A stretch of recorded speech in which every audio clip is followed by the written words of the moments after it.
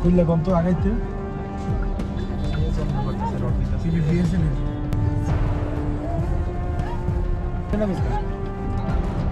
খালি গেছে খালি গেছে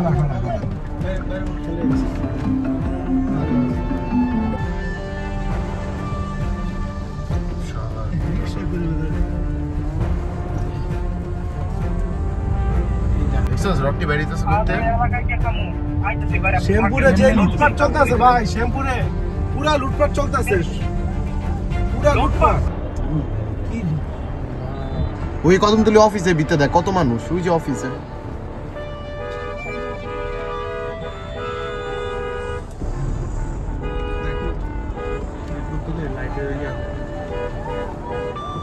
লাস্টটা খুললে কম তো আগাইতে খালি গেছে খালি গেছে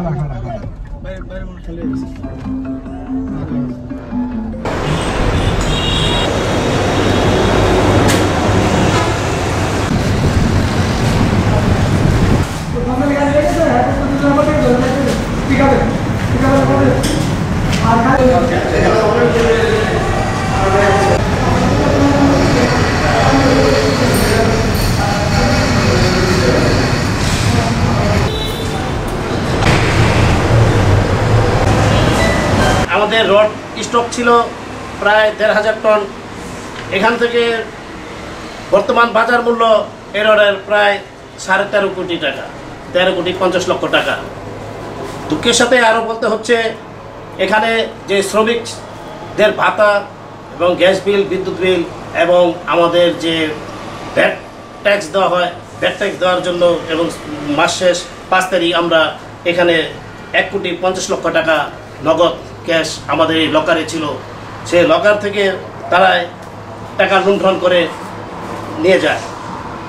আমাদের এখানে মেশিনারি ছিল, মেশিনারিজ পার্টস, স্পেয়ার পার্টস, সেই পার্টসগুলো তারা মেশিনারিজ পার্টসগুলো লুণ্ঠন করে নিয়ে যায়। তার বাজার মূল্য বর্তমানে আনুমানিক প্রায় ৫ কোটি টাকা। আমাদের যে অফিস ডেকোরেশন ছিল, অফিস ডেকোরেশনে এখানে এসি ছিল কিছু, আমাদের ৮টি এসি, 2টি ফ্রিজ, 3টি টিভি, সিসি ক্যামেরা পরিচালনা করার জন্য চেয়ার, টেবিল এগুলো লুণ্ঠন করে নিয়ে যায়। তার বাজার মূল্য আনুমানিক প্রায় ১ কোটি টাকা।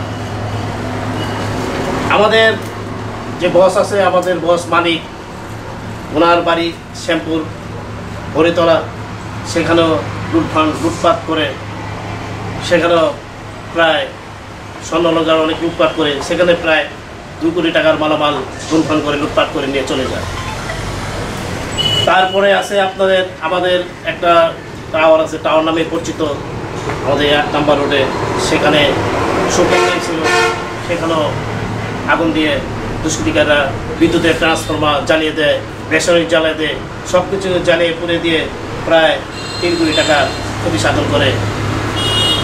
এবং শ্যামপুর বড়ইতলা হাজী কফিলউদ্দিন জামে মসজিদ, সুদীশ্বর মসজিদ, আমাদের মুসলমানের প্রাণপ্রিয় মসজিদ, এখানে লুণ্ঠন করে কফিলউদ্দিন জামে মসজিদের প্রায় ১.৫ কোটি টাকা ক্ষয়ক্ষতি সাধন করে। সেখানে এসি ছিল ৬টি, ৫টনি এসি, একটা ৫টনি এসি করে ৬টা এসি লুণ্ঠন করে নিয়ে যায়। মসজিদের ডেকোরেশন যা আছে, ডেকোরেশন সব ভেঙে ফেলে, মেহরাব ভেঙে ফেলে।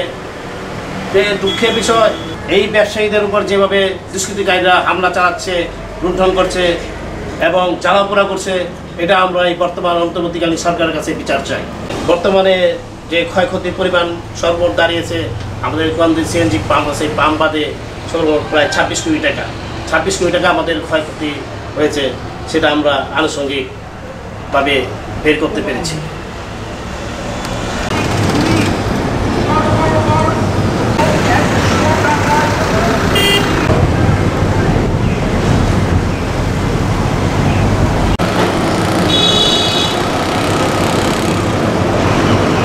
পাম্প সম্পূর্ণ ভেঙে ফেলে।